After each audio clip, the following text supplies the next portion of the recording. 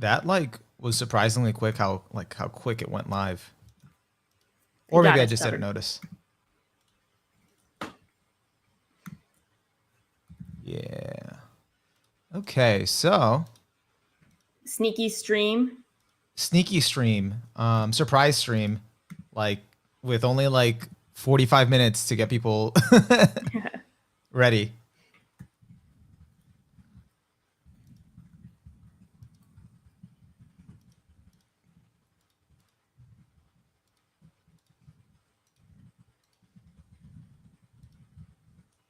My dog's being fussy, so she might show up in the background. Cool. We can have a cool That's what cameo. happened to the bed. That's not, she did that earlier.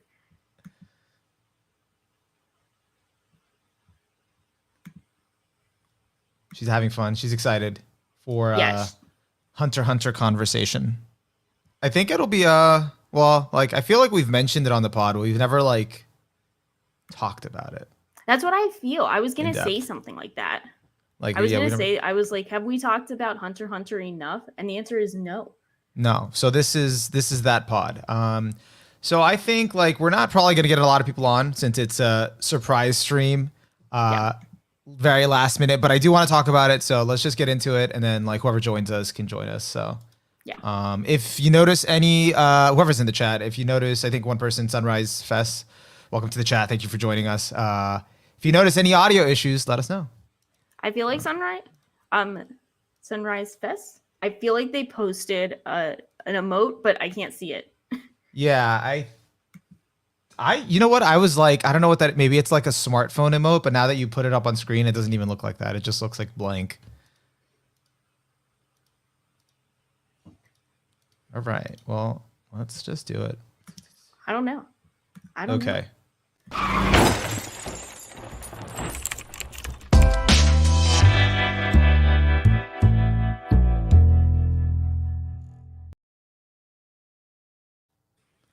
Welcome to the Just Weebs podcast. I am your host, Onimaru, and I'm here with Shocking. She's not on camera currently right now, but she'll be back in a second because I probably played the intro at the wrong time. But, oh, she's back. And we're here today to talk about Hunter x Hunter. Sorry, that was terrible. No, it's okay. I totally like gave you an explanation, so you're good. I thought my dog was choking, but she's just on her chair. Oh, okay. Well, that's not concerning. Oh, she's fine. Shaw's dog is in the background. You might be hearing the dog here and there. She might crash at some point. There's an episode called Hisoka is sneaky, but I will repurpose that to Suki is sneaky. So there you go. But yeah, so we're gonna talk about Hunter x Hunter. I'm excited to talk about it. We never actually formally have talked about it on the pod. Like we've mentioned it here and there, but not like a dedicated whole topic or episode on it. But the reason to talk about it now is that it just returned recently. So just came back from hiatus. 2 new chapters came out. I think 391 and 392. Yeah, 3 is coming out. The third one is coming out today, I think. I saw some. I'm excited. Saw some text leaks and I didn't read them because it would probably be too in depth and I wouldn't understand what's going on. So I was like, I will get the next one. Like a week ago, I would be perfectly neutral, and now I'm happy to say that I'm actually genuinely excited. Okay, because this is no surprise to anyone that I'm a big Hunter x Hunter fan. Maybe it is actually because we don't talk about it that much, but no, I think it's still not a surprise. It's not a surprise, but I think that's the reason like we don't talk about it because it's like, you're kind of like a big fan, also caught up. My situation is I was not caught up. I have not. I pretty much my whole thing was I finished the anime when it was airing, read one chapter of the new arc. I'm like, this is gonna be long, probably. So I just said I'm gonna wait. And then I never caught up, and it's been like 6 years. And that's like honestly kind of fair because like it's tough to be incentivized when something's on hiatus, which we've experienced with other series before. But yeah, it's tough when you feel like, okay, there's not gonna be more, and I don't want to get super invested if nothing else is gonna happen. Also, there's just like a lot to get into with the post anime arc. So it's a big commitment. It's not just like, like let's read a few chapters here and there. I have to look it up, but it's like a significant amount of chapters. It's not. I think it's like at least 3 volumes worth. It Probably is more. 52. And 52, the reason good count, thank you. reason I know that is because I spent all of yesterday catching up to all of it. Yeah. I did it, but I was just like, this was the whole day. And It's like- now I know what Shaw meant by you're in for some text boxes.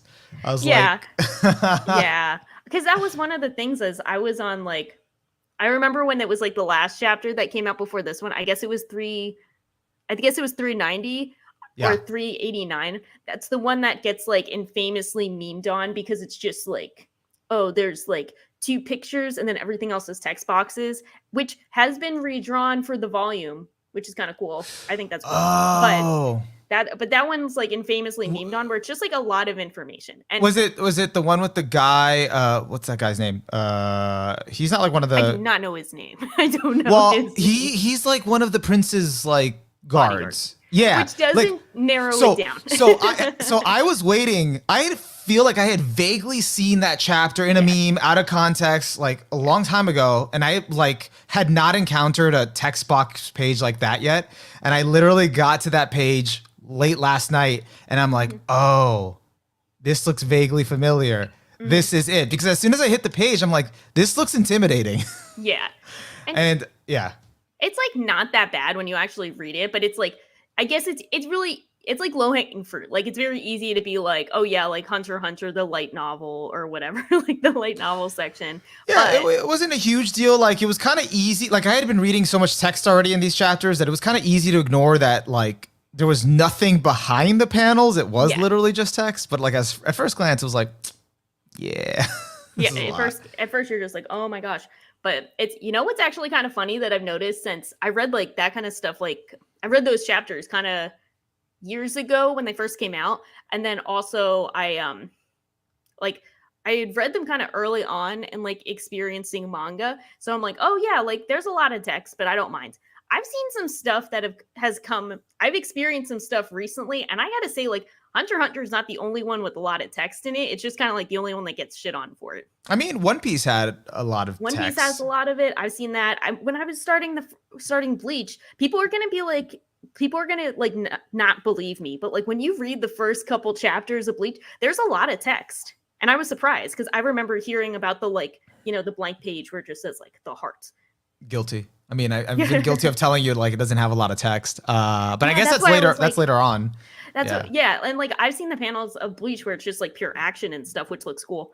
But but I was like reading the beginning of Bleach, and everyone, it's not just you. Like everyone was saying, like, oh, like not that much, and I'm like, there's a lot of text here, and I'm not saying that as like a criticism or anything. I'm just saying that as like a neutral statement. Like there's a lot of text. So yeah, I mean, like it's not something I haven't seen before, but I will say, like there were pros and cons to binging it all at once. It was it was a lot. It was a lot because it's not only just a lot of text. It is a lot of like new information to take in. It's a lot of content. That's why I can almost justify the text because it's not just text for the sake of it. There's just so much content, but that's also makes it a bit overwhelming. Yeah, he's like building up so much stuff and you're learning about new things that you previously didn't know that it's like, okay, I get the reason for the text, but this is a lot, especially since I'm binging. And then like, that was one thing. And then the second thing is like, but it would have really sucked to have like read this, like having to wait so long in between. Cause I would have forgotten half the thing from the last chapter and then like to, remember again. So, or sometimes you didn't like see the payoff until like 2 chapters later. So I feel like I simultaneously remember vaguely what happens, but then I also probably forget a lot. But like if you ask me character names outside a few, like no. But I remember like a lot of the roles and the structures of what's going on. And that's how I've like stayed above surface with it, where I'm just like, okay, I just remember the like overarching points and what we're doing and if they have a familiar face. And I'm just gonna kind of keep moving. Because I did not go back and reread. I just read the chapters as they came out, and I'm like, you know what? I'm just having a good time. I'm just happy we're here. I mean, I kind of did that with everything before Dark Continent arc. I'm like, I vaguely remember anything, and I was just like, you know what? I don't remember how Kurapika's Emperor time works exactly. I don't remember. They expand on that. That's what's cool. but I don't remember how it originally worked. So I'm like, you know what? I'm just gonna roll with it. I'm just gonna. I'm lucky that I've memorized every pre-manga only stuff. Yeah, like I could tell you that off the back of my hands because like in my mind, it's in. I know. No. It's your. It's one of your favorites. It makes sense. Yeah. But like in my mind, it's just ingrained as like cool ass ability, and that's all I know. So I'm like, okay, we're gonna run with it. Yeah, it's kind of broken, but it's kind of cool. So. Yeah. I went with it. So I didn't bother refreshing. I kind of just went with like what was here. And thankfully, like you said, it was like, it's new information. Yeah. So it's like, like you don't really have to remember too much of the previous stuff. But now that you said like people's names, I don't think I can recall names from this. No. Well, like you said, he's one of the prince's bodyguards. I'm like, bro, that is 20 people. That's no. It's really fresh in my head. It was the one. Yeah. Okay, it was the one that has the predator. That's like predator Nen, like the Nen that like. I shouldn't call it predator Nen, but it makes a predator that basically killed one of the prince's Nen beasts. I'm jumping around, but he killed one of the prince's Nen beasts. Okay, that still isn't narrowed down. But no, that's my fault. That's my fault because I'm like, okay, because I mean, like besides that, there's nothing that much about him. He's only been introduced for that context, and then yeah. So do we want to? I was thinking about it because I realized this could be a lot. Do we want to structure this in terms of like Born for Everyone? We're talking about like the manga, pretty much the new manga content. So I guess we could do like an anime discussion at some point, but for the sake of this, like if you don't want to be spoiled on the manga, bye kind of thing. But I think you made that obvious. Yeah, my bad. You're good. I'm just telling people. And then do we want to just do we want to go over what has happened or just do like the latest chapters? And whoever's in chat, you also can choose how you choose choose your podcast adventure. Yeah, choose your adventure. You get dibs, you get priority for how this is going to go down. Obviously because you're here. So let us know, but yeah, because I feel like this definitely needs structure. There's just a lot of stuff. There's so many things to like cover, and I have like having just freshly binged it, a lot of thoughts. I don't know if they're all interesting thoughts. It just ranges from very minute to more like big picture. And the dog has made the cameo. Hello. Suzuki has made the appearance. Welcome to Just Weebs again. Your second pod. Yeah. Right? Because she's so unhappy. She's just like, I don't like that you guys aren't covering the Hunter x Hunter anime. I'm appalled. Anime only. Yeah. Waiting for the anime. So there will be spoilers. I think that's unavoidable, like because we have to talk about the new stuff. So yeah, and that's why we're here. Yeah. Okay, so I will go back. So just to go back a bit. Okay, yeah, this is a great example. I've recently started watching Hunter x Hunter, like 12th episode. So yeah, I'm gonna avoid the spoilers, but so far I'm loving it. We love that for you, and we don't want to spoil the rest. Definitely gonna spoil a lot here. A lot. But like one of the things I did want to talk about, like in a definitely doesn't. I don't know if you could avoid spoilers with that, but I did want to focus on the Hunter x Hunter discourse because I feel like you've definitely been all over the discourse, like kind of like all the common things and whatever they're said. I just kind of just consumed the thing and that was it. As you do, and as you should, which is like so yeah, as the peak way to enjoy something. Self-preservation. Yeah, it's a healthy method. But I wanted to kind of like pick your brain about that, but I don't know if that can just be something that naturally comes up later and we just sort of dig in. Yeah. That's a good way to start. What did you want to know, or do you want to should I start off summarizing it? I feel like what is the most what are the most common things? I guess we'll start with the most common things you hear in discourse.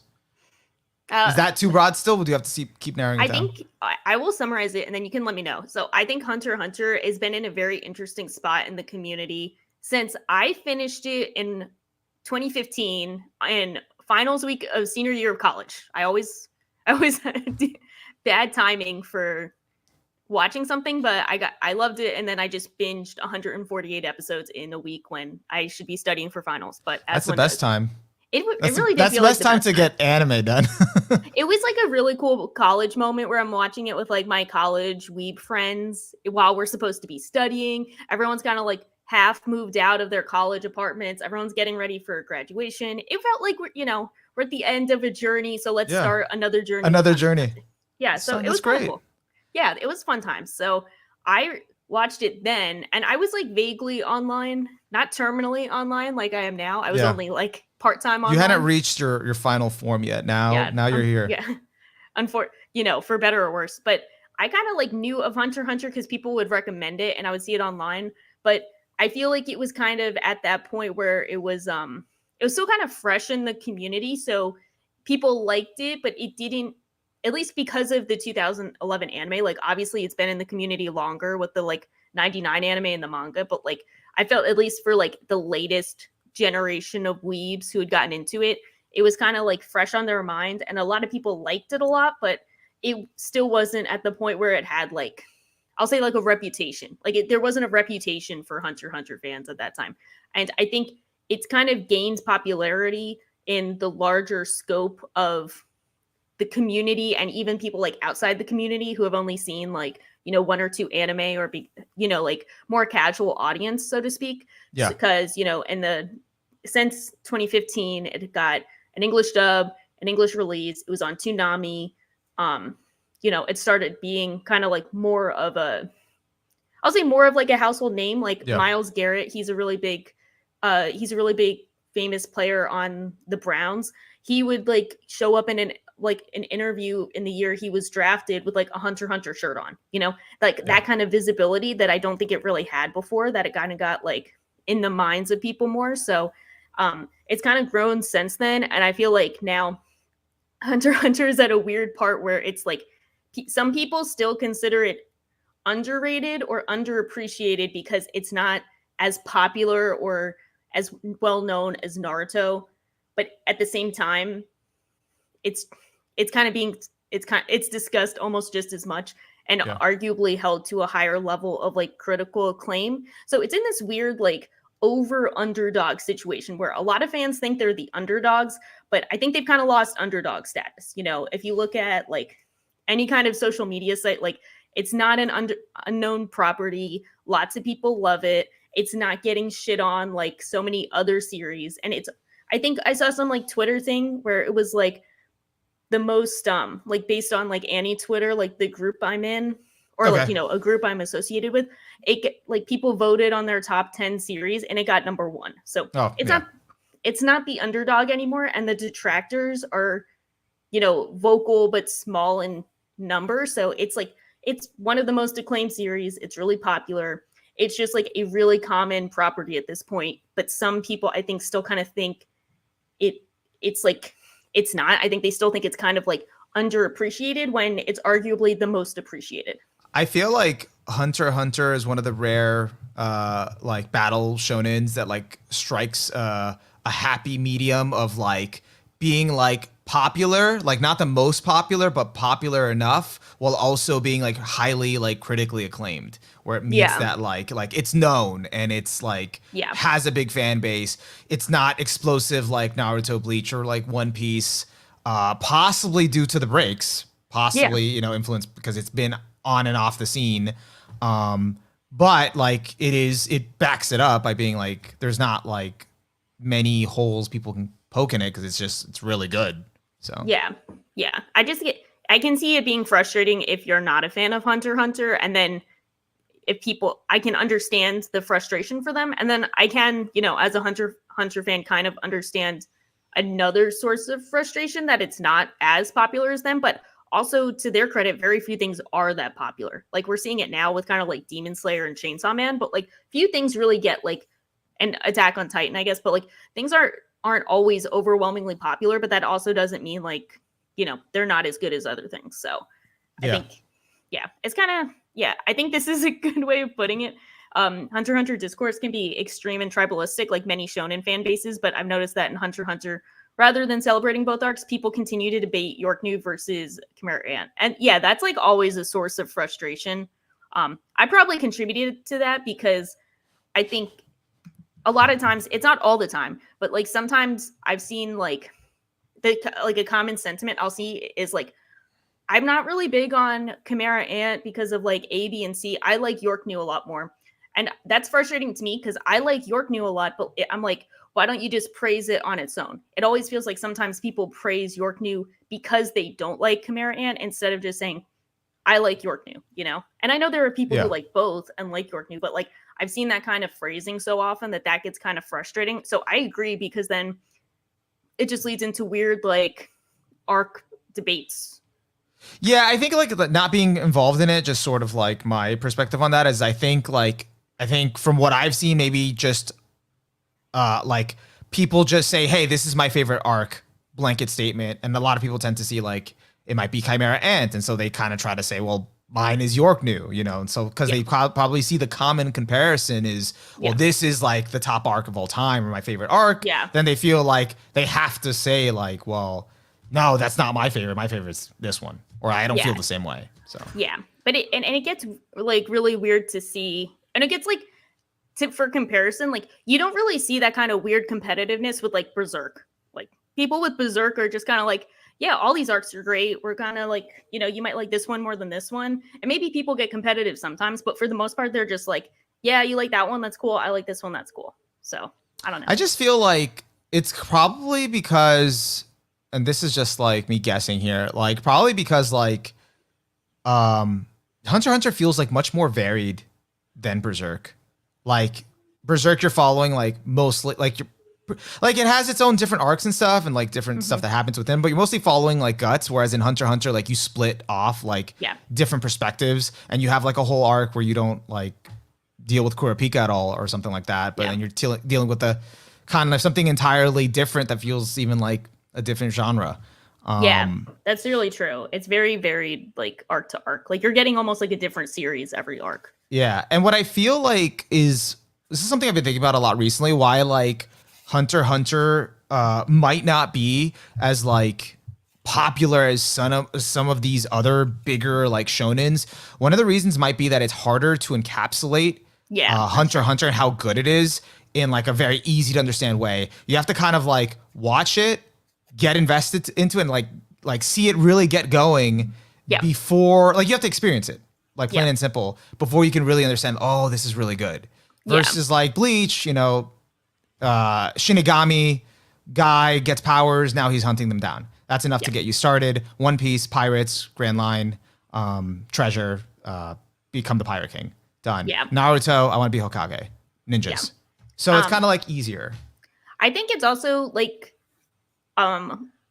I think also on the surface, there's not really that much that it's doing differently than other series until you kind of like get deeper in it, kind of as you said. So I think sometimes, I guess to your point, like the appeal isn't that apparent off the bat. Yeah, because I remember when I first watched Hunter x Hunter, like I think I mentioned this on an old pod a long time ago, but like I basically recommended it to someone else, even though I had never watched it. And so like they were like, I saw them really enjoying it and they were like deep in like episode 40 and they were like, yo, you were right. This, I didn't think much at first, but this is really good. And I'm like, shit, I want to know what they're feeling. Yeah. So I watched it. You mean my recommendation was good? I should understand what I'm talking about. I love this. Yeah. Yeah. So, cause I had heard it's good, but I didn't like really know. And then like when I watched it, I wasn't like really impressed by the first arc. I didn't really get like, you know, it was kind of hard to see like, I didn't think it was bad, but I also, there wasn't anything stand out for me until like, you know, you start getting to Heaven's Arena and like really getting into like more of the world. So that was like, but that took a while. That took a little bit. So yeah. Yeah. And then, yeah, it's definitely a whole experience. I think, you know, I feel like I've seen almost every take you can have on Hunter x Hunter at this point. I think I'm just, at this point, you know, desensitized, I'm jaded, desensitized, but in a good way. Like I don't want to get too invested in people not liking Hunter x Hunter, but I'm just kind of glad to see. I don't know. I feel like, you know, even to like kind of to this comment, just Jake sad to see the discourse on how the art is bad in Hunter x Hunter, yet most of what people share are from scans and not the finalized versions of the volumes. Yeah, I feel like I've seen like the full wave of kind of like disrespecting Togashi's just like, you know, his health issues, criticizing the art, to kind of like coming around to appreciate him and the art, especially unfortunately after Yura's passing. I think even though some people are still not really as empathetic as they were, I think a lot of people are a lot more empathetic with creators after seeing like how health issues really do like impact them. So I feel like it's cool to see Togashi come back, and I feel like people are a bit more open to appreciate the art he does, and especially the like the changes he makes in the volumes from like the scans, which is like, you know, when they originally publish it in Weekly Shonen Jump versus the volumes, which are like, you know, the manga volumes you buy. Like he does a lot of changes in between those, kind of like night and day differences. So yeah, kind of like anime when they're like airing weekly and then you get the Blu-ray and then they do the fixes. I'm like, oh, I didn't know he did that. And I noticed that in like one of the volumes I was reading last night. He was like, oh, I did all new dialogue boxes. I'm like, oh, okay, cool. Yeah. And it makes sense because he's like on a time crunch, so he's just trying to get it out. And then it's like, okay, let me refine it. But yeah, and I think there was just a lot of misinformation too, like back in the day, like of like Togashi's health, like, and like a lot of memes, a lot of jokes. So it wasn't like really, you weren't really too sure like why he was going on hiatus. Like you kind of got hints about it, but it wasn't like too out in the open. And now that you kind of know, it's like, oh, okay, like it's actually like genuinely serious. So yeah, there's also always this like kind of the memes that he just wants to like sit around and play video games. But and then Miura also had those memes too. And I think everyone's kind of realized at this point, like, you know, just how grueling the industry is. And that like if someone has health issues, and it's wild. And like, well, if they have health issues, it's because they're working wild amount of hours. And it's because, you know, like these aren't lazy people. If you're a mangaka in this industry, you're not a lazy person. Like, because they work like ridiculous hours. They're pretty much just driven by passion, especially when you get to this level of success. Like, if, you know, Togashi is a very successful mangaka, if he wanted to, he could retire. But the fact that he's still out there, even with his own injury, like his own like injury, like making it painful, like you can tell he's motivated by passion, which I respect, even though I do feel bad that like this situation is hard. Yeah, you can tell he really like likes the world he's building, and he really wants to finish the story. And I think this is like probably a good transition point to kind of get into like the new stuff and spoilers. So you know, if you're not caught up, if you haven't read from like chapter specifically 340 to 392, we're going to be talking about everything within that, all the post anime stuff. So that's my disclaimer, our disclaimer, spoilers. But yeah, like, cause like, as I'm reading, experiencing like Dark Continent, like I'd heard things, but like fully for the first time, like it is ambitious. It is like crazy. Like how, like this is probably even more ambitious than Chimera Ant, just because like a lot of stuff that's going on isn't even the main stuff yet, is building up to like something like, larger. Like, I don't know how long it's been. You might know me. We saw Hisoka and the Phantom trope in the last chapter. I think without exaggeration, it might be at least 20 to 30 chapters since we've seen them. I think you're right. It just didn't feel like that long for me. Yeah. At least 30 like for Hisoka. And that's like, and he's a major player in this arc. No, you're right, because let me see, because the Hisoka Chrollo fight happened after the Dark Continent arc ended, and that was like in the like it was like 350 to 360. Yeah, you're right, like 32 chapters. Yeah, and I was like, and we saw Hisoka for the first time. Like, I was like, holy shit, I haven't seen him in this manga in so long. I'm so happy. Yeah, I had to think about like the time, like how it's like how long it's been for chapters to release. Genuinely, like 5 years, maybe more. Yeah. Well, speaking of which, I just like talking about this in general, but this is a good like vehicle to talk about it. So most of the time, I've done my share of like weekly manga reading, and I've mostly complained about it because I feel like, you know, binging it like you did is probably the preferred approach, because you retain information and names, and like, you know, you just get a good sense of everything. Whereas reading weekly is generally kind of tough because it either feels more drawn out than it is, or it just can be kind of a grind. But the one exception is reading the Hisoka and Chrollo fight weekly, which is without a doubt the best manga experience I've had. Like, Okay. without a doubt. I think I'm going to have to agree with that for probably different reasons, but Okay. so I don't know if you want to, did you want to elaborate more on why? Sure. So I remember I was reading, the Hisoka versus Chrollo fight came out. Everyone was freaking the fuck out because up until that point we heard like, oh yeah, so we got Leorio, Kurapika, like we're getting on the boat, like new chapter. Oh, by the way, Heaven's Arena, we're gonna see Hisoka and Chrollo finally fight after having that teased for like hundreds of chapters. So we're like, okay, let's go. So I was posting on like the Hunter x Hunter Reddit at this time, and like everyone was just making predictions over what was gonna happen, and it was like a week to week. Everyone was like analyzing everything, making their predictions. Like no one knew. Like there's so many fights where you can like kind of predict what will happen. Like someone will win, or you have a good sense because they're both based on who's more relevant to the story. It's not even the good guy versus bad guy. It's like who's more relevant. But Hisoka and Chrollo are both like equally relevant in Hunter x Hunter. So it could have gone either way. And since they've both been considered antagonists at some point, you're like, you can't really tell who's going to win. So everyone was just going so hard, analyzing every little detail. And as you know, like in that fight, they introduced a new power for Chrollo. So half the time you're trying to figure out what happens, and the other half you're trying to figure out what will happen. I think, and that was the point where, at that point I didn't really know who I wanted to win personally. Like who was I rooting for? And that whole section made me a Hisoka fan. Like that is when he became my guy. I was rooting for him nonstop. And then the way that fight turned out, no one predicted, as evident by like everyone in the thread. No one predicted that. Yeah. And I absolutely love it. I love what happened with that. I love how, there is a definitive winner and loser, but not the way you think. And I love that so much. Yeah. I have a few questions. So, well, first of all, that actually sounds like the ideal way to experience it. That sounds super fun. That's what I needed while I was reading it. The play-by-play breakdown, the time to digest it. But I'm like, I need to finish this fucking manga. Oh, no. And I'm going through chapters and I'm like, I don't know what the fuck is going on. Why are they explaining this and going back to back and showing me arrows and showing me diagrams? And I'm like, make this easier to understand.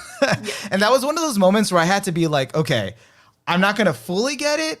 I'm going to roll with it. I'm just going to keep going. I'm just going to see the results. It's like sometimes you got to trust the vibes and keep moving forward.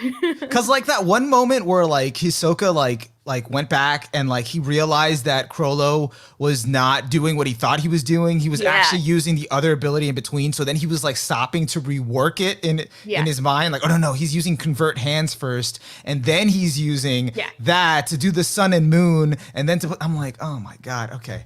Just keep rolling. He like introduced 3 new powers. You think it's going one way, and by the time you figured out what the powers are, Hisoka and you kind of in real time are like, no, that's not what he's doing. He's actually doing this. So, I mean, it does put us in Hisoka's point of view like very well, because we're like, what the fuck is going on? And so is Hisoka, but it's also just like absolutely, it's really difficult to follow. Anyone who downplays how difficult to follow it is, like, it's not impossible, but it is very difficult to follow. And I'm not like trying to like just complain about it. Like I did want to like take my time, like understand it, like do the math to his abilities. But I'm like, come on, man. If you asked me right now to perfectly explain what happened in that fight, I would not be able to. Okay, so basically what he did. No, you're so like, I was like, that was like yesterday. Today it was different. I pulled out the whiteboard. Get a whiteboard, and we're like, so he did this, and then this, and then I'm just here being like, okay. Hisoka took this guy's head off and used it as a bowling ball. That was dope. And I like the commentary from Togashi afterward where he's like, yeah, bowling. Or like, I used to do bowling, so I thought it'd be fun. And then he did like the little thing where he explains that like the weight of a human head is like the same as like a bowling ball. So I'm like, oh, that's why it's hurting him. Okay. Yeah. Makes sense. It's so cool. Yeah, I like this too. Jay said, what I like about the Hisoka versus Chrollo fight is that we see it from his point of view. So the first time the odds are stacked against him and we get a glimpse of his genius intellect. Yeah. I mean, I always so okay. So first, before I get into it, what was the switch in your mind? At what point in the fight was it like, okay, Hisoka's my boy? I think it's when it looked like okay, because they give you a couple fake outs. I think it was around chapter. So the whole thing I think is 5 chapters long. Don't quote me on that. yeah, I think yeah. 5 or 6. 6 might be the resolution of the fight, but like the fight itself, I think is 5 chapters. It was about like 3 to 4. You get a couple fake outs. We were like, okay, Hisoka has the upper hand. No, Chrollo has the upper hand. I think it was when Hisoka got the second upper hand, and I'm like, I knew Hisoka would win. He's more important. Like, we don't need Chrollo. We don't need him. Yeah. And then it's like that's when what you described, where it's like actually Chrollo was doing this other thing the whole time, and I'm like, no, not my boy. And that's when I was like, wait, no, I'm actively rooting for Hisoka to win. I don't want him to die. I don't want him to lose. Yeah. And that's when I'm like, okay, this is hype. But when I think he became, this is what is really cool about what happens in this fight is, I guess I'm spoiling it. I'm spoiling it for everyone. If you didn't get it by now, we already said spoilers. Okay, disclaimer. I'm overtly saying what happens. After he loses and like legally essentially dies, he does, his heart stops, I think, and then he does the like then after death that like starts his heart again. Yeah. Like before Hisoka died, he wasn't a character. He was a static character. You know, he's that like agent of chaos. He's kind of just in it for the thrills. Like he's really dedicated to fighting stronger opponents, but he's just essentially this very chaotic person whose whims change on a dime. And he didn't need to grow from that. He didn't need to change. He perfectly served his role in the story, just being how he was. But after he died, he's like, yeah, fuck this shit. I'm taking all of them down. I don't need to win in a fair fight. I'm taking them all down. You like the pettiness. You like the savagery. Just like he just became a boss. I'm like, you know what? Nah. He went on, you know, his character motivations completely changed. And now he's like, yeah, I'm going to track them down he's going to hunt them down one by one and take them out. And so he's actually gone through character development, and he's a character who doesn't need to change. He's still essentially that same agent of chaos, but now he's actually got that like evil edge to him, which makes it really interesting to see what he's going to do. I like his new look, even though I think it's just part of the camouflage. It's not going to stay, you know, he's going to put the clown makeup by the end, but it's obvious, I guess, to you that I was rooting for Hisoka the whole time. I've always liked Hisoka. You've been his strongest soldier since day one. Yep. I mean, he's like the most interesting character because, you know, the one thing though, like about the fight was that, like before this, I always thought Bungee Gum was brilliant with how how many applications it has and how flexible it is for someone like him that's like a battle strategist to like use in many different ways, like to his advantage. But like in this battle with Chrollo was like the first time that I felt like, yo, this ability is kind of limited. Maybe you should have gotten a book and bookmarks and had like 5 different different powers. Literally Chrollo's like the way he fights is like a TCG, like a card game. Like I think he makes a joke about that at the beginning. Huh? He brought mods. Yeah. He was just like, all right, I'm gonna put my card in defense mode, then I'm gonna activate this card, that card. Like he's running a control deck, guys. Oh my god. But I was like, oh man. So it was tough. And I was really surprised that Hisoka died. Like really surprised, but I didn't feel like he was actually dead. So then he comes back, and I can't be mad about it. Like, because I think for Togashi, like it's more interesting to keep him alive. Of course, like, it's way more interesting. Because at the end of that fight, who really feels like a loser? Chrollo lost 2 of his 2 of the spiders, and his people have like talked about before, but we haven't talked about, like, you know, Chrollo doesn't have a lot of like explicit writing, but one of the more popular, I guess, not like theories, but like interpretations of him from, of course, like friend of the show, our bestie AJ, is that like Chrollo sees the spider as an extension of himself. So by Hisoka taking out the 2 powerless spider phantom trope members whose powers he had borrowed, he's taking out a part of Chrollo. So by the time the entire fight is over, Hisoka might have lost, but he doesn't really feel like a loser. Like we see Chrollo on the boat and he looks just like fundamentally devastated. So that's the one thing I did not remember from the previous new stuff was the spiders. And by the way Hisoka just savagely killed them like so easily was brutal. awesome. Brutal. Awesome. And brutal, but awesome. Yeah. But from the previous stuff, like those particular spiders, though, they were actually close to Chrollo growing up, right? Like they were like, or were they not? Because I think one of them was like his arguably second in command, Shalonark. The one with the phone, yeah. He was like a big dude. Because some of the other ones that they hire and bring on aren't particularly close to them. They just kind of just join, right? Like, yeah, I think so. Because now they just they got on Killua's brothers in there. So I'm like, Lumi and Kaluto. I can't see Chrollo being like torn up about like if they died, for example. So, you know, like, is it really all the spiders, or is it really because they were like the OG crew that were like, you know, part of his spiders that got killed? That's a good question. I think it might be part of the like Meteor City crew. Maybe that's who it is. But it's a tough call because we haven't seen enough of the spider members die, and the ones who did die were really close to Chrollo. So like, it's a tough call. We'll have to see. At least the people who have been there longer than like Illumi and Kaluto. How did you feel about? And I think we'll just like move on. Like after this, like it was really cool that he had like Togashi had like two villains fight each other, super hype, and definitive, you know, ending. Now Hisoka knows where he stands against like actually stacking up against Chrollo. But what did you think about him leaving Machi alive? Well,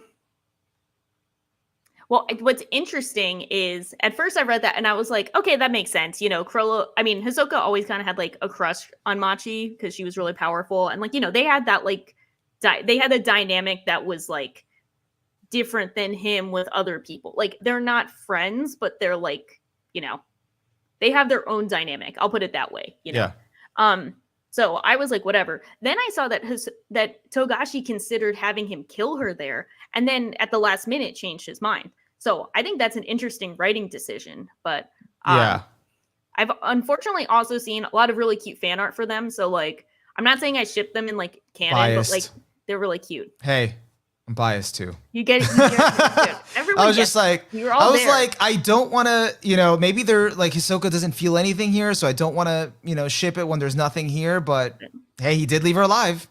Although there's no way she's not gonna want to fucking kill him now. Like I've never seen her that angry. Yeah, she made that face. That's like when they make the like dog, like when did you see the like Spy Family episode when like Yor like growls at the like guys with the dog? I think so. Yeah. Exaggerated, like they look like they're growling like a dog. It's like that thing. Yeah. No, she looked really angry. But yeah, so that was like a preview of what was to come in terms of text boxes and new stuff being introduced. And then like we got all the other, like it really got more into the other arc on the ship, which is now like pretty much Kurapika's arc. Like it has all the other characters, but it's really centered on Kurapika, and definitely makes me feel like in the grand scheme of this whole giant arc that we're not going to see Gon and Killua for a long time. Yeah, I don't think we're going to see them in this arc, besides like the phone call to Killua that we saw. I feel like Gon's story, though, I feel like it's kind of done. I think it's mostly done, but I could see them coming back at like the end of the story. Maybe not in this specific arc, but this arc is quite literally every living character minus Gon, Killua, and like Alika. Like we got like Jin and Paristan. They're major players. The entire Zodiac, major players. Beyond Netero, who was a big deal at the beginning of this arc, but I've forgotten about because it's been so long. Like everyone associated with the Hunters Association. We got the Phantom Trope. We got Kurapika. And then we have this whole continent, like royalty system, the mafia of the royalty system, the bodyguards, and then like just the kids who are like the prince and princess. I guess they're all called princes, even if they're female. Yeah. Like all of them. Which is cool. Which is cool. Because I'm like, you know, it is what it is, but like it's cool. But it is quite literally everyone but Killua and Gon, which I'm okay with because as you said, I feel like their stories are functionally over. They could come back, but I don't need more of them. I feel very content with where they left off. But most of these characters we haven't seen in a while. I forgot to mention Leorio because Togashi forgets Leorio. I'm just saying. But he's there too. I've always felt that way, but He always forgets about him, even when he introduces him. I'm like, bring my boy back. Bring him back. I think that's the interesting thing about Hunter x Hunter, which we were saying earlier, which makes it like hard to like, I guess, people to grasp like without having experienced it, is I started to think that like, and this has probably obviously been said before, but like that these 4 characters are just a way to use them as perspective to like dive into other types of stories. And then like you can switch off, and then just having them connected by having that bond of friendship like they formed at the beginning is like that way of kind of keeping them tangentially connected, but have it like really more like expand the world through each of their perspectives instead of having them stick together like in Yu Yu Hakusho where they were always kind of like together. Yeah, and that's one of the things where it's like very different from Yu Yu Hakusho, where like Yu Yu Hakusho had like the gang every time. Yeah. And I was cool with that. I like how it worked in Yu Yu Hakusho, but I'm also content with how it works for now. But I do want more Leorio. He's on the boat. Show him. Do it. He's been cool so far. He brought in Kurapika. He did one other thing. Lives. He's a doctor now. You know what's funny? They keep showing that tier where he's at, but they don't show him. They just like, they show tier 3. They show like, but he's just not there. It's like, show him. But yeah, on the boat. They have been enjoying the breakdowns of the boat, like all the tiers and where everyone's at. Classism. It's like such an involved political system, because we get this. Tell me if I'm right, because I don't remember. So you're the expert now. We got, I think the king is still alive. He's got like, I don't remember how many kids, at least like 9 or 12. It might be 12. I don't care. Probably more. I feel like there's 12 that are relevant. He has 12 princes, and they put their, they essentially summon Nen beasts, which are functionally stands. 14. 14? Wow. 14 princes. Close. Yeah, you're close. I was so close. Oh my God. I was really just like guessing numbers. So they essentially, I mean, you're kind of right, because like 2 already died. So yeah. So yeah. Spoiler. They gone. So they have like, they summon Nen beasts. So they can't really use Nen, but they essentially have stands, which they can't see, but will protect them. But other people can see them. And so we have just like, everyone has Nen. Some people can't use it. Some people can use it, but they're pretending they can't use it. And it's causing havoc on the boat. So it's like Kurapika and the other bodyguards that have been hired are trying to keep their princes alive from the other bodyguards, but also from the mafia who is related to the princes, which is just like a whole nother level of the criminal system. And they've been hired to take each other out. So it's like we have like the people chilling on the first level, and then the other levels are trying to, we see like the commoners, everyone who's like on this boat for some godforsaken reason. I know it's to go to the Dark Continent arc, and some people didn't have a choice, but like like they're just sitting ducks. And they're trying to get to the Dark Continent arc. They're trying to get to the arc. And so you have now these mafia groups that are serving some of the princes, trying to take each other out. So we have layers to it. But to make it more confusing, one of the mafia leaders who is on the latest cover, her Nen ability is to give other people Nen abilities. Okay, so I had to reread that bubble like 4 or 5 times because I just couldn't wrap my head around it. And maybe it was the way it was worded, but it was just like, if she like kisses them, they will multiply. And I'm like, so they're gonna, because we just had a whole scenario, at least for me, because I was binging, about doppelgangers and multiplying each other's bodies. So I'm like, oh, so they're gonna like, they have the ability to literally multiply. And it's like, oh, no, that's not what they meant. She just gives them the ability to level up, and that was it. Yeah, like, she lets. Oh, okay. Yeah, because you know better than I do. So she gives them a Nen ability, and then they're able to level that up. Yeah, so she gives them an ability that doesn't do anything until it gets to level 20, and the only way to get to level 20 and unlock the actual Nen ability is to kill people. Yeah. So now they're on killing sprees. So yeah. So they're just trying to wipe everyone out. Yeah. And so that's kind of confusing because there's so much going on, which Well, is it's why also- I don't blame people for being confused. Well, here's the other thing that makes it like kind of confusing too. To tie more like back into the whole political aspect and the hierarchy thing. It's like, oh, by the way, all these mafia bosses are actually connected to the king because they're like she's like an illegitimate child of the king, and then they go into the whole explanation of like what happens to illegitimate children and like how they're never supposed to be like public figures and yeah. Because she's connected to the real, like, he's not a dark horse. Everyone knows about him. I've been calling him Terrorist Sandwich for 5 years, but you know who I'm talking about. Oh, the fourth prince. Yeah, the guy that can pretty much, he has the really creepy Nen beast and can pretty much stop time. He's like an actual serial killer before getting Nen. And then he gets a Nen ability and he shows infinite potential. So the person who has to introduce him to Nen is like, I'm in trouble. Like, this is really bad. Yeah. That's such an interesting subplot, actually. Yeah.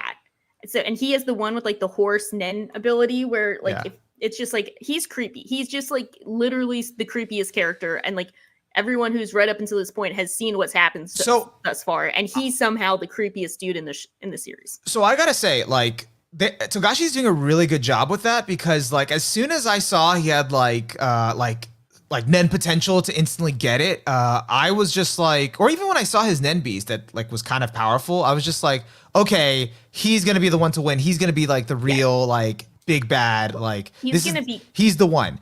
But he's then, the real antagonist. Yeah. But then it keeps revealing the other Nen beasts of the other ones, and like their abilities are broken. Like the whole thing with the ninth now.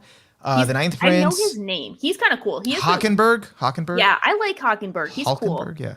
He was the one who goes in on, like, he rolls up on his dad with a gun, and his dad is like, whatever. Yeah, he's like the only one that has like a sense of justice, and it's not twisted for, you know, from what we know. But yeah, but like everybody kind of has like these, like even the first prince, these crazy abilities that I'm just kind of like, okay, it's really hard to tell now who's gonna be the one, like, because this can kind of now be any of these guys. Yeah. Yeah. And because No, go ahead. No, that was it. Because I think the fourth prince. I don't know how to say his name. I've been calling him Terrorist Sandwich for so long. I can't think of it. I never even tried to pronounce his name. Yeah. Zerendik? I don't know. Zerendik. That sounds vaguely intimidating. Yeah. So he's obviously going to be, not obviously. I'm not going to say obviously because, as you said, we have no idea. But they are very much heavily hinting at him being Kurapika's final boss because Kurapika has essentially at this point, you know, he's trying to hunt down the eyes of his clan. He's not so much going after the Phantom Troop at this point. He's not really like actively going after them. He's more so gathering the eyes of his clan.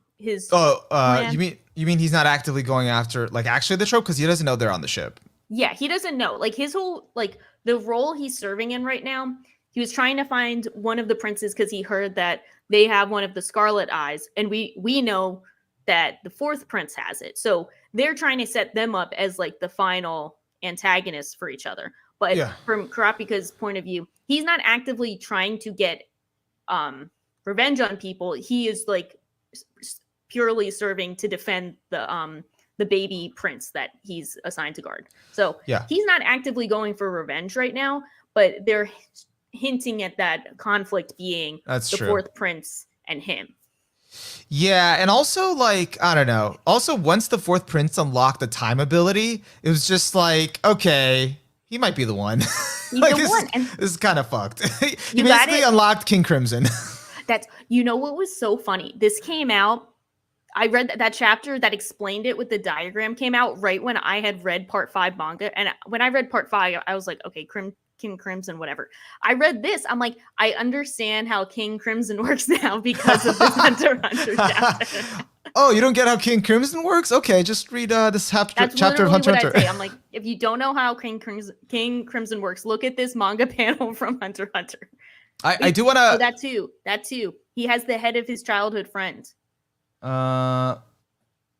Which was in like who made an appearance in like a prequel one shot that Togashi wrote that was also shown in the shitty Hunter x Hunter movies, but it's not important. He also has his friend's head. That's just a thing. What does that mean? Like he owns his head? Like the head is in a jar. Like, you know how the eyes are in a jar? Okay. And they have like that like picture of like him sitting in front of all the like bodies. He has Kurapika's friend's head. Okay, friend. Got it. Yeah. I'll find a picture of it. I also wanted to highlight this in the chat. Easiest way to think of Morena's ability is a pyramid scheme designed to cause as much chaos and havoc as possible, reflecting her psychology as an illegitimate shunned by others. That's cool. She's an Andrew Tate. Am I allowed to say that as a joke? You said it. It's multi-level marketing. We can't edit it out. Yeah. Yeah. Let me show you. Let me share my screen. We got some pronunciation in the chat. Sir Ride Neck. I like that. Sir Ride Neck. How do I share my screen? Sharing my screen like this is, work.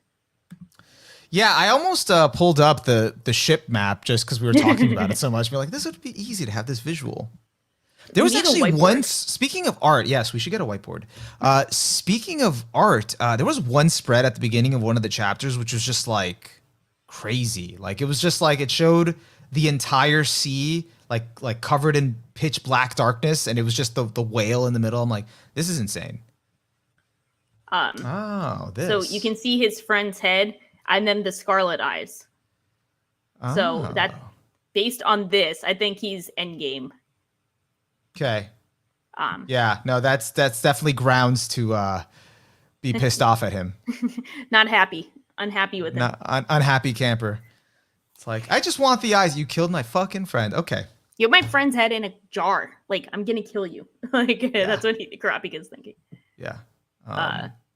Yeah, and then by the way, I do have to say, this is jumping around, but Kurapika's ability not being able to like that, and like that time where he passed out for like 9 hours after he did all the math, like that's so fucked. Like just okay, this is why I'm like low-key so I don't know if you are behind this or not. So part of my probably annoying thing is I view this as the functional continuation to York New. I think this is like York New part 2 because sorry, go ahead. Yeah, so no, that was pretty much it. I was just gonna jump up and agree. I think so too. Yeah, just because I feel like it's such a. I mean, I don't know what your reasoning is about to be, but for me, it just feels like we haven't seen Kurapika in a long time. Like literally, like his own devoted arc was York New. He became a mafia boss after that, and now like it's literally right after that, and the Phantom Troupe is here. Like all the elements from that arc, besides Gon and Killua. Are here. So yeah, 100%. It's like the very literal like you said, like all the players are here, and I also felt like York New kind of felt like we're going, not to use the word hiatus, but it's like the conflict is kind of on hiatus for now, but it's not resolved. So there was a lot of unfinished business from York New that I feel like we're picking up on here from Kurapika, Hisoka, Phantom Troupe, like. All of these people, it's all being continued on now, like both thematically and sometimes literally in Hisoka's case. So that makes a lot of sense. And that's why I'm so happy that I think it was really cool that we got Kurapika's power introduced in York New. And we hear about Emperor Time, which for my own sake, I'm going to recap it as when Kurapika's eyes glow red with the scarlet eyes, he's able to become a master of all of the different Nen categories. Like all of the powers he has under them, he's the master of them. So when people heard this, the first time in York New, some people were naturally like, that feels a little bit overpowered and unfair. This doesn't seem like this doesn't seem very balanced. And then I didn't have that complaint at the time because I'm like, okay, whatever. You take that complaint, fast forward like 200 chapters or whatever to where we're at now. We find out that every time Kurapika uses Emperor Time, each hour? Each second. Each second is a year off his life. It's not a year, but it's like a day. Like it's like a day off his life. It was like because he was doing some crazy math. Yeah. He was like, okay, if it's 2 weeks, it's like 360 days, or like it was something insane. It was a large amount of time. Like I gotta double check because it might not be a year per second. That's like that would he'd be dead. Like after those 9 hours, he'd be dead. I gotta find it. If someone remembers before me, Oh, props. 1 second equals 1 hour. Chat's got us. Thank you. There we go. The That true actually makes more Hunters, sense. Yeah. 1 second equals an hour. But then they said he was passed out like for 9 a day hours. in Emperor time. I need a calculator. We need a whiteboard. I think he came out to like a year. Calculator, y'all. I'm doing the math. I'm doing a calculator. Yeah, I'm doing the math. What was it? 9 hours. 9 times 60. That's minutes, right? Yeah. Times 60 again. I'm 60. That's 32,400. Okay. Divided by. I got lost in my math. Yeah, me too. Right. I got lost in your math. Because you divided by 60, right? It's because I was speaking out loud. Yeah, because I divided by 60. I'm reading the wiki. They'll tell us. All right, we got it. You can't Boom. do math. 9 hours of Emperor time equals 3 years, 8 months, 11 days, 21 hours, 22 minutes, 11 seconds, 605 milliseconds. Chat. Yay. Yo, chat is the GOAT. Because I remember it being he lost years, but I didn't remember how many. So thank you, chat. Look at you. I never liked math anyway. Yeah, I obviously would not be. I would not have a Nen ability with math. That's why we're talking about literature. There you go. That's why we're not bringing the math involved. But so that's insane. That's crazy. Insane. And I think it's fair to say it is no longer a broken ability. Yeah, no, because you lose 3 hours after using it for 9 hours. It kind of sucks. Years, It's actually, if you think about it, it is like thematically, it's kind of like the perfect revenge ability, because usually people that want revenge, they're willing to shave off years off their life, and that's like the trade-off. Kind of reminds me of from the recent Chainsaw episode, Hayakawa with his devil ability. Yeah, or kind of like Gush with the berserk armor.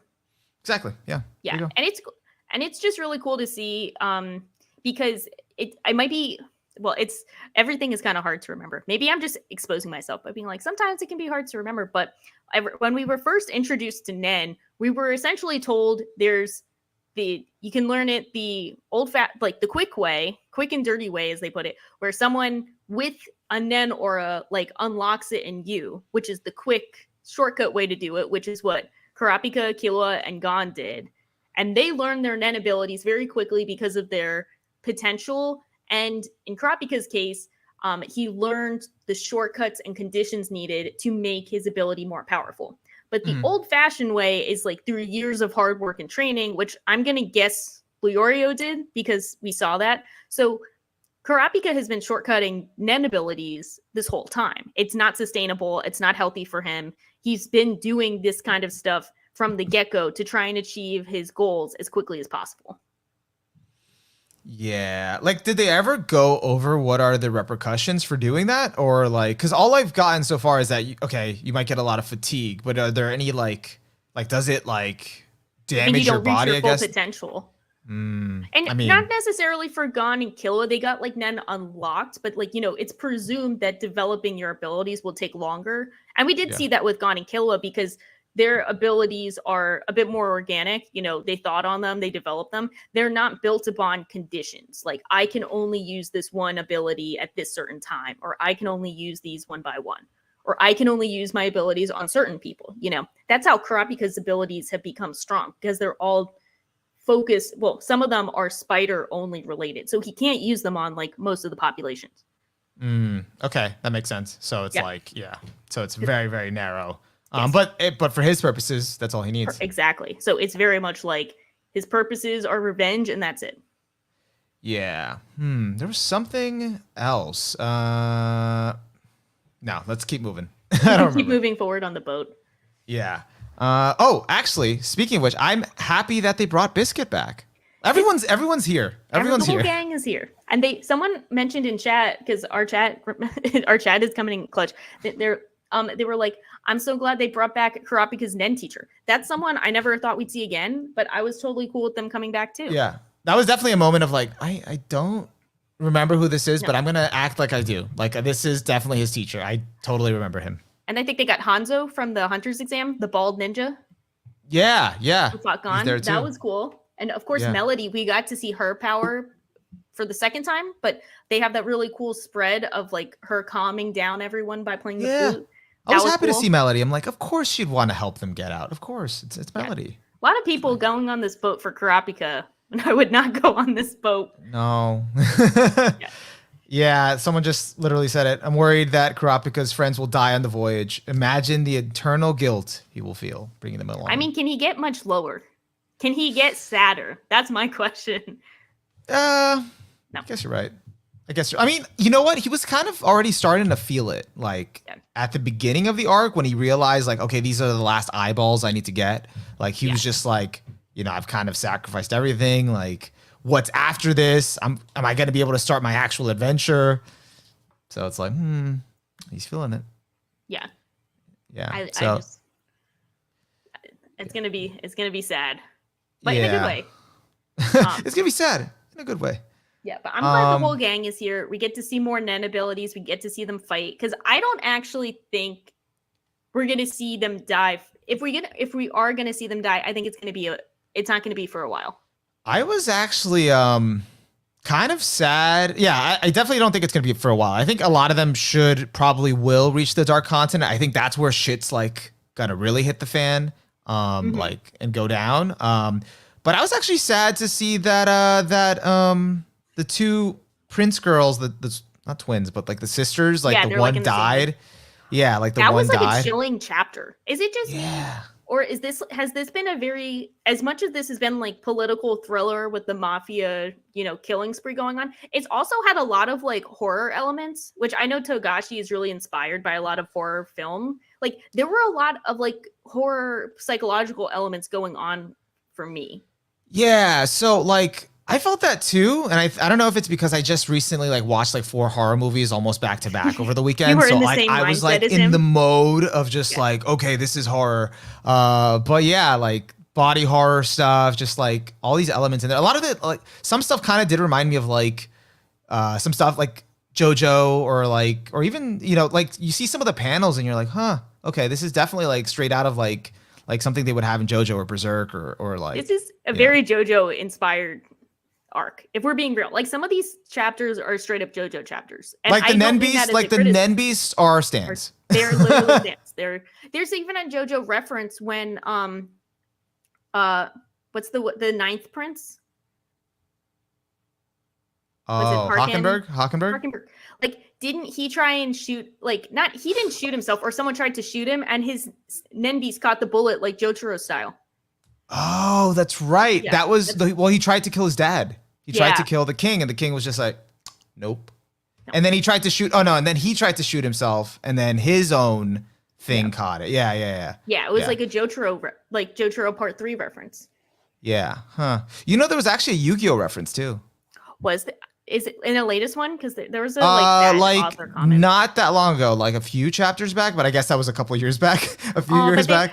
But that's still cool because Yu-Gi-Oh is kind of like horror. Well, like remember the when he unlocked his arrow, the Ninth Prince unlocked his arrow ability once he found his like resolve, or like he felt like he had to take this succession battle for real. Yeah. He did the arrow at one of the first prince's soldiers. Yeah. And the first prince's soldier was like, okay, he activated a Nen ability called Yu-Gi-Oh.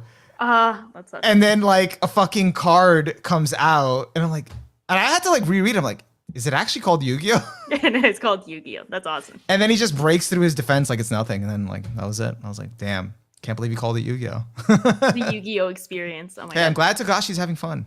Well, it was sad because, the Yu-Gi-Oh manga passed away recently. That's and right. Then Togashi's latest comment was like in tribute of him, which was cool, but it's sad. But was that, did he name that ability before he passed, or was it recent? I think he did, because it was the recent comment was only like a couple weeks back. Yeah. I don't remember who this person is. I don't remember. I don't even know how to pronounce it. Yeah, I don't know. Someone's gonna have to refresh me on that. Let me look him up. Oh, we know them. They're the dude with the flowy hair from the recent chapter. I'll show you a picture. I know who they are. I just didn't know who they're. The dude from the Mafia? Yeah. Okay. Oh, someone did a fan art. That's why. Yeah, they were the dude with the pigeons. Oh, the guy that turns basically inanimate objects into animals. Why didn't I think of that? That is such a Giorno ability. I didn't think of that as a Giorno ability either.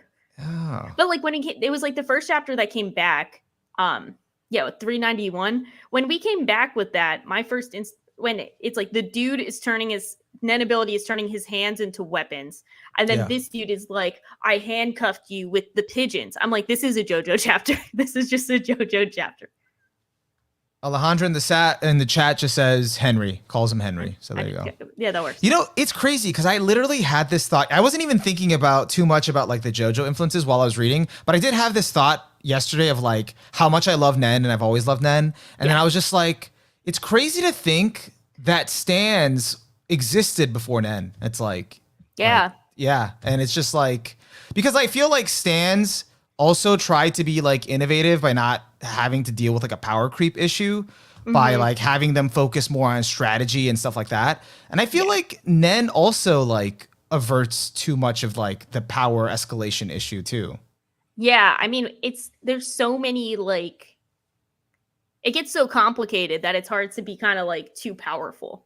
Yeah. It just kind of like, it's kind of like stuff is just happening at some point, and you're like, okay, I don't know how you can be too powerful with the like the pigeons or handcuffs, like that kind of thing. And they were originally always I mean, if you have but like, I turned them into a pigeon. Like, I mean, the guy with the weapon, I love that this Henry guy said literally what I was thinking. The guy comes like turns his arm into just like an axe, and he just charges at him, and he's like, you have such a useless ability.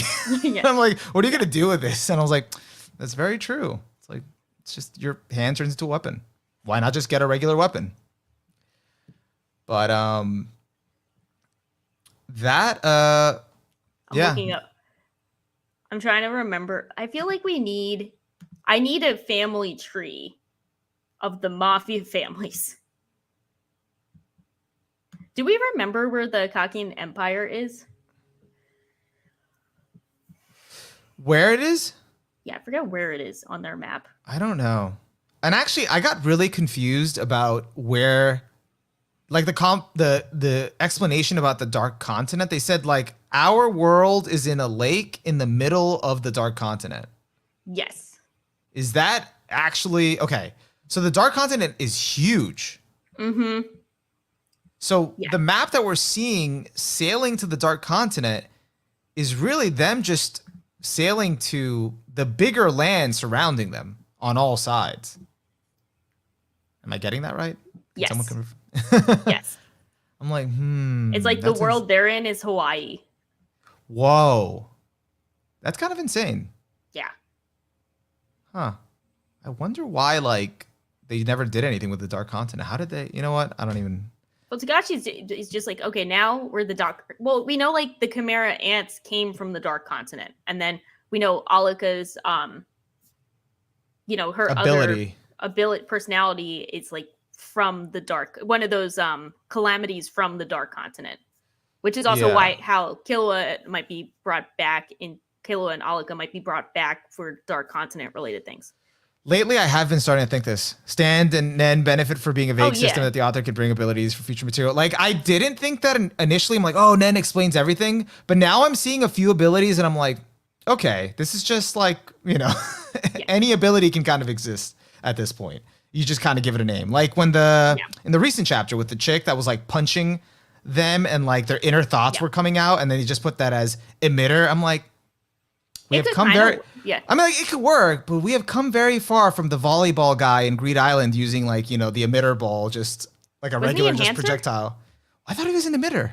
Because isn't emitter like shoot? I don't know. The emitter is shoots things. Yeah, and I always get emitter whenever I take a Nen ability test, and I don't like that because I have poor eyesight, so I don't think I'm like I'm not the person with aim. So I'm like, I don't know. Yeah.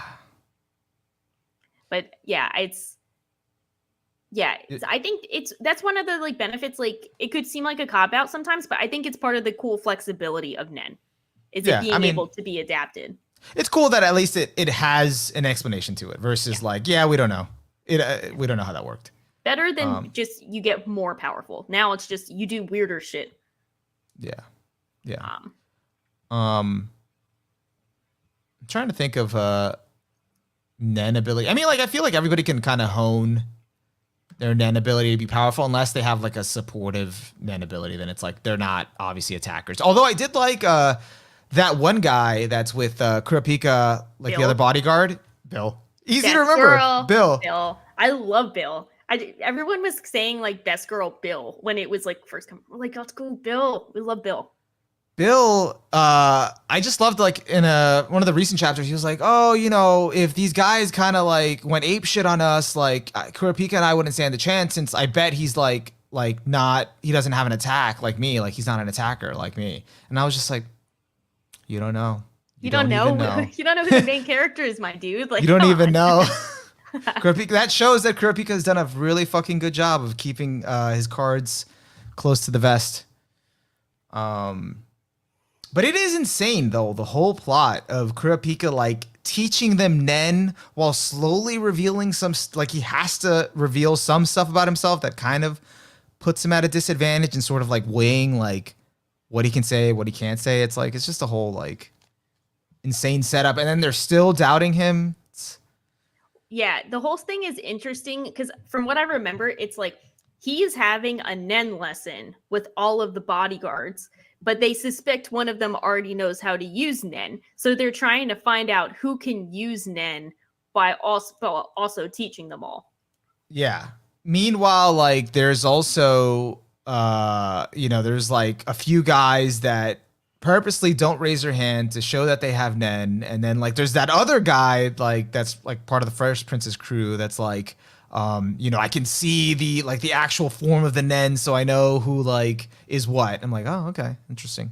Yeah. But that assassin popping up with the snakes, like completely unexpected.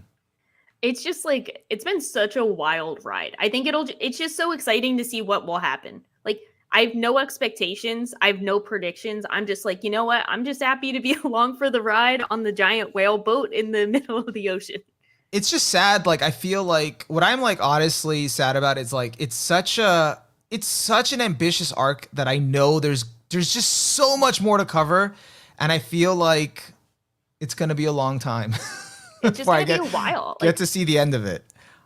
Cause I got really immersed, like just reading it yesterday. Oh yeah. Like I felt like I needed this. I'm like, I feel like I haven't gotten a chance. That's the one good thing about binging, like, especially like when it's something really good, like you just kind of get lost in it. And I feel like I haven't had that in a while. So I'm like, okay, I'm glad I waited 6 years on this. I'm like, now to consume all of it. Yeah. So it's like, I got like really into like what Togashi's like building here. Cause like, I think I asked like a friend like months ago for like a status report. Like he's still, I think, was reading Hunter x Hunter where I had stopped like the manga, and I was like, hey, how's the manga? He's like, Nen beasts. I'm like, okay.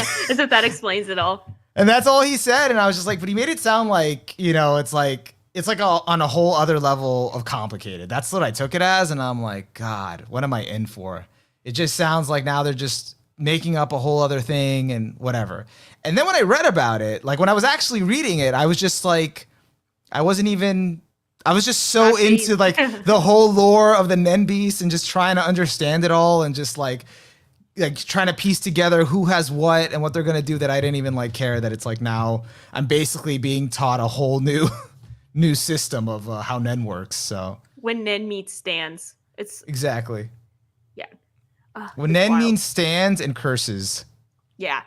And yeah. I'm like, instead of the arrow giving people stands, it's just the mafia boss kissing people. Or Kurapika shooting them with an injection needle. Yes. Oh my God. That's the dolphin thing. Yeah. Oh my God. That dolphin's gonna fuck him over. Yeah. It's like a wild ass ride. So I like in the last chapter, it's because it was been a while. I like in the last chapter when we saw, I felt like the last chapter was really meta because everyone's running around kind of going crazy. Like some people are getting killed, some people are killing people. And like you have some of the mafia members being like, we need to find Hisoka and the Phantom Troop. And I felt like that was meta because they're like chasing them around and trying to instigate them into doing stuff. And they have their own plans and they try and like get them to do stuff. And they're just like, no, we're not getting involved in this. And then the last page is when is essentially Nobunaga saying like fuck around and find out. Yeah. Which is so funny. Yeah. I thought that was a good way to end the chapter. It was just like, okay, all right, you want to throw hands? Let's go. Like, because that's like one of those other ones where the dude is like prying the door open to where they're chilling in a full like Shining reference kind of thing. Yeah. And he's essentially like, this is the funniest thing I've read. I'm gonna share this because I cannot. It's just so funny, but it's also like meta funny. And it has to be like some kind of commentary on how like the fandom is waiting for like Hisoka and the Phantom Shrimp to show up.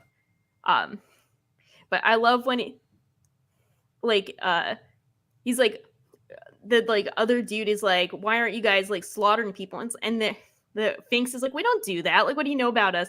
And he's like, the wiki page says you're diabolical thieves. But I guess it was just exaggerating. Want me to edit your entry for you? And Nobunaga said, go ahead. Just say we show no mercy to dudes who tick us off. It's like just so hard. Yeah. It's like cool. That was a really cool delivery. It's like, of course he's not gonna, act the way you want. They're just them, so. Yes. Yeah. It was really funny. It was a good chapter. I thought I was gonna be like really like sad, like to have been like to be caught up or like crap, now I got nothing else. But I'm like, no, I'm good with this. I'm cool with this. Yeah. I don't know what's gonna happen next. I'm excited. Yeah, it's like kind of going in different directions. Because even with the like introduction of like this guy with escaping through doors, even that was just sort of like, okay, like where is this going? Where's this whole plot going? Because now it's been this like whole focus on that. So yeah, and I actually it was starting to lose me a little bit in like two chapters before this when it started like explaining the second prince's like kamikaze like the chicks like she hires that sort of like curse the other princes and like kind of like kill themselves or something like that. I think so. It's the second female prince, right? Yeah.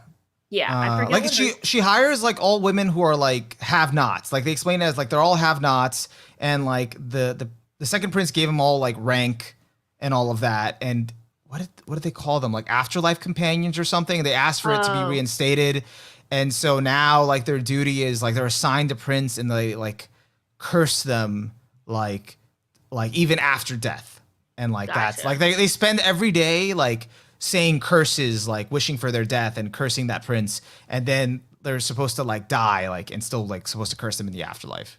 Gotcha. So they were like doing that whole explanation for like a chapter or two, and then it finally like the conclusion of that was that one of them is gonna go to basically Kurapika's room and go kill the 14th prince. Gotcha. Yeah. It's like, so there's just so much going on. Yeah, that was the part where I was like, okay, it's kind of losing me. Yeah, it's like, what's going on?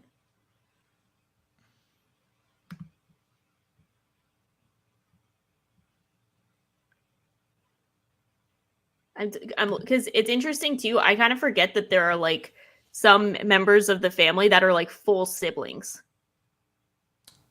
Yeah. Like they're not all half siblings, which is interesting. Yeah, that's always like interesting when you look at like, because it gets confusing when it skips like the numbered princes, when it goes like the first prince and then the fourth prince, but then you have to look at who the mom is, and it's like, oh, they're related.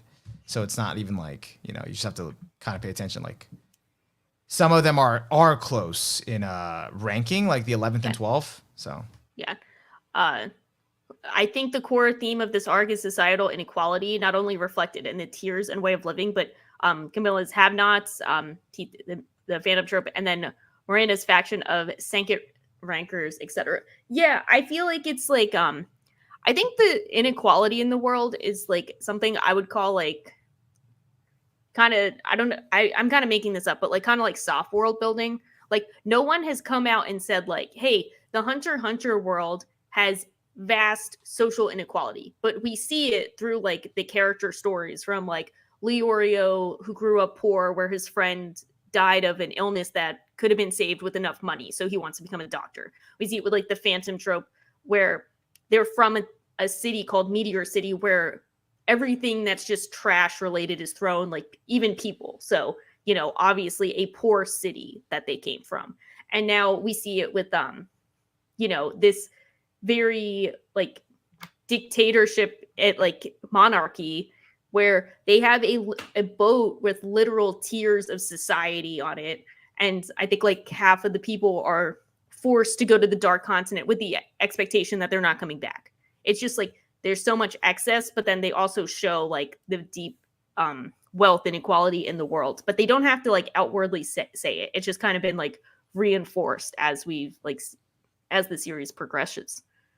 Yeah, because it's like not the focus, but then it's like, you know, in the background, and now it's sort of like, in a way, inadvertently becoming the focus because it has to now do with so many characters at once. Like they're all kind of in this, and that's what's causing this. What are the, I heard that term before in the manga, second rakers, but I didn't really like understand like what. I guess that's just the people that she has with who she's giving her Nen powers to. Okay. I think Yeah, that's what that means. Yeah. Because they were like talking about that, and I wasn't sure if that meant just the illegitimate children of the king that aren't allowed to be outside of the shadows. Yeah, and there's literally a succession ceremony, and normal people looking to move to a better place because the place they're at sucks. So yeah. Yeah, yeah, and unfortunately, they're all going to be like sacrifices. So yeah, everyone's probably going to die. Yeah. Other things, I think we kind of like covered a lot of what's kind of. We did. I mean, there's still more, but I feel like we've kind of covered a lot of what's kind of been going on in the last 52 chapters of Hunter x Hunter. So, much of which you vaguely remember, but I think you've done a good job of remembering most of it. Yeah, I thank you. I remember what I remember, and I'm not sure how much I forget, but I will kind of try to reread it, but I kind of like just kind of being like, okay, what do I know? And then as you did for your read through, I'm like, okay, I'll just keep moving forward and figure it out along the way. That's the way. That's the way. Nen Beast. You know, I'm kind of there's a lot going on there. No, I'm not. They're kind of really scary looking. They're really creepy looking. It was just really interesting though, that whole thing with the fourth prince and Zetsu, like for some reason giving him like an extra ability. It was just like, okay, what can this guy not do? But yeah. Yeah. I'm gonna need to, I think if we end up doing more episodes on this, like, you know, as chapters come down, I'm gonna get a whiteboard and just start, you know, taking notes and doing the strings attached to each other. Togashi at least does a good job at like the beginning of like, I guess every volume, or I guess it's a volume where he like does the full like current relevant characters and all the explanations and all the princes and their mothers. But like I had already been like so deep in it that I'm like, I can't look at this again. I don't care. I don't care whose mom is who. Like just whatever. Yeah, I saw one that was like, I think it was in this latest volume that's coming out. He did for like Japanese fans. I guess it hasn't been translated yet because that volume hasn't come out for like an English release. They have like a full like breakdown of it, and it's just like, I'm not looking at that. I'm not reading that. The font is too small. I'm going to get more confused. I'm just not doing it. Yeah. Yeah. Sometimes self-care, it's a good thing. I'm just like, nope, I figured it out purely through vibes. Yeah. You know, I think when it becomes like relevant, like when it becomes like into the forefront, like that's when you can just like look it up and refresh on it. It's like, okay, I kind of need to know what's going on here. So you know, one day I'll need to understand Chrollo's hand maneuvers and book maneuvers, and I'll go back to those 6 chapters. That's why we got to root for Hisoka to take out all of the Phantom tropes, so we don't have to remember more of their abilities, and Chrollo can't steal them in confusing ways. Yeah, we only have to worry about bungee gum. That's it. Yeah, everyone does. Everyone should worry about bungee gum. So I'm like curious about that. Like, do you have to like? Does that work with anyone that uses Nen? Can they just like beseech their own Nen and be like, hey, worth a shot. If I die, just, you know, pump me back to life. I think they said that it was like intensity of the vow and also probably like your Nen ability, like the level. Gotcha. You know, it's Um, not like not anyone can do it, but like he also had that split moment of like, okay, do this. yeah, but I was just wondering if it was specific to a particular type of Nen, or if it was just like, anyone that's like experienced with Nen can essentially like do that. Like, I think it's if you have a very strong conviction. That's what mm, something they mentioned too. yeah, I think he does. So it makes He sense. did. He's like, I'm gonna come back and wreck him. Like I'm gonna take it. His That's ass out. it. That's why. Vengeance. That's how he could bring himself back. Um, Also, speaking of bringing themselves back, what did you think of the second prince's not their ability, their Nen ability, which is to summon another beast that's not their spirit guardian beast that pretty much brought her back to life. Like I completely forgot about that until right now. But that it was was like the very cat, wild. that Yes, cat I remember that the cat. yeah, that like at first I was like, oh, did her spirit guardian, like did her Nen beast change forms? Like, oh no, I think this is her ability. When did she learn Nen? Like, okay. And She's then been she kind of an enigma. Is that like it's either I don't remember her as well as I should, but I also feel like she's been kind of an enigma in general. yeah. Like Yeah. she's kind of like a dark horse where like she obviously is like very like vicious, but like I don't know how smart she is. That's what I mean. That's I what I'm think not she sure. might have already known Nen just from the Mhm. fact that her what were they calling them? Their have not soldiers. Mhm. I think they know Nen. Yeah. So it's like, okay. But it's interesting that she has a Nen ability separate from her Nen beast that is another Nen beast. The fourth prince, his ability is another Nen beast. Yeah. And I think, is that the only princess, or there might be another prince even that has like a second like beast as a Nen ability? I don't know. I don't know. That's a good Yeah. question. I'm gonna need to do the research. Yeah, I'm getting too much now into the weeds with the particular things that were going on. Yeah, to your question, the rubbery Nen is what enabled Hisoka to expand and contract his heart and lungs, and it wouldn't work with any other type of aura. So there's like Hmm. other post death Nens that we've seen, like P2 versus Gone, Okay. like when she died, but she still was trying to keep the king safe because that was like her strong conviction. So she still Yeah. tried to attack him. But like for that specific instance, if people did not have Hisoka's type of Nen, they wouldn't have been able to survive his situation. Okay. That actually makes a lot of sense. So thank Yep. you for clearing that up. Yeah, that's good. All right. So I think that's about all I got for the latest Hunter x Hunter chapter and chapters. I'm kind of glad I'm caught up, but I'm also like In the weeds. fearful of the unknown. And Just the whole like, thing is unknown. yeah, like there's just, I don't know. It might be a long time before I get to read I don't know, see the end of the arc. So now I'm in it with you guys. Yeah, it's tough being here, but we are I didn't chill. want to commit, but now I'm in it. In too deep. Yeah, now I'm in the weeds. So, anyways, that's kind of it. Did we have anything else that we wanted to say about Hunter x Hunter? Any other comments about the discourse? What is the most toxic? Let's end it off on like, what's the most toxic Hunter x Hunter discourse you've heard? If Um, you haven't mentioned it already, I think you probably did. I don't know if it was a joke or not, but someone was like, Killua isn't a top 20 character in the series. And I'm like, okay, bye. Like, you're done. You're done. Dismissed. You can go. Dismissed. But I don't know if they were joking or not, or just trying to be like, trying to be provocative. But if they were Yeah. serious, then that's like, no, that's just wrong. Your ranking is Killua first, like he's your top. Gon is somewhere in the top, or is he number 2? Or Yeah, is but he? Killua, Muroem, Hisoka, Gon, and then on rewatch it was Netero got the 5th spot. Did Hisoka get up there after what you said after the fight with Chrollo, or was he already Yeah. there? Yeah, he was kind of like, I forget what my top was at that point. I knew like Gon has always been up there for me, along with like my top 2 were always like Killua and Muroem. Like those were kind of clear cut. But Hisoka's spot wasn't like assured. Like I always enjoyed him, but I wasn't a Yeah.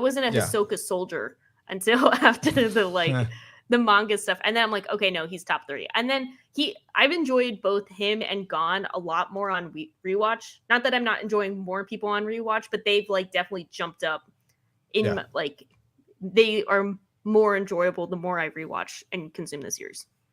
How many times have you rewatched it now? I've seen 2011 like 4 or 5 times now. I'm probably due for a rewatch. I think I only saw it all once. It's a fun rewatch. It's like so much fun, especially when you know what's happened. But I've also seen it like with people. Okay. Like that's a reason why I'd be rewatching it. I'm like, oh, my friend is watching it, so I'll watch with them. That kind of thing. Yeah, that makes sense. I probably need to do a group watch. That should be fun. Especially with friends who have not seen it. Be like, oh, it's good. You don't believe me? Just wait till episode 32. Look at this. Look at this. We already see he's shitting on my son. He's shitting on my son in my chat. What are you doing? But maybe they have him at number 2. Maybe that's number 2 for them. No. I don't like it. I respect it, but I don't like it. And on that note, this was fun. Thank you guys for joining us, and we're going to end it here. If you liked what we talked about, if there's something we missed, any other comments, any other theories that you have, let us know your top 5. In the comments below. We need your top 5 characters. Wait, let us know in the comments below. We will save my top 5 for a future Hunter x Hunter pod. No, no promises. If that comes, join me in the bullying for the top 5. Do you think we'll have another Hunter x Hunter pod? We can if the chapters keep coming out. And what would it be about? Like, what would we? I think we've covered. Just keep talking. We'll dissect the chapters. We'll bring out the whiteboard and we'll start. Yeah. Be like, all right. So now we're gonna piece together the princes and the prince and the moms and the Nenbis and all of the abilities. We're gonna draw out the family tree. Fun. Okay. So we'll save that for another pod. Besides that, let us know what you think in the comments. Subscribe if you have not already, and give us a like on the video if you did enjoy it. I don't know what a tip 5 is, and then besides all of that, top 5. I'll take $5. Yeah. Besides all that, we'll see you all later, because after all, we're just weebs. Bye. I'm like waiting to like hit the thing, but I'm like clicking through to find it. Here it is.